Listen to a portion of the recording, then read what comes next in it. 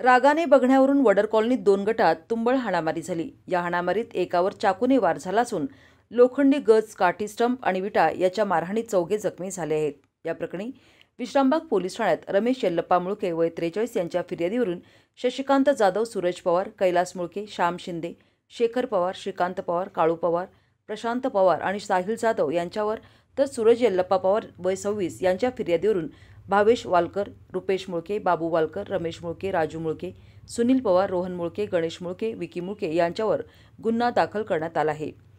फिर्यादी आणि संशयित आरोपी हे अच्युतराव कुलकर्णी प्लॉट, वडर कॉलनी, विश्रामबाग येथे राहण्यास आहेत।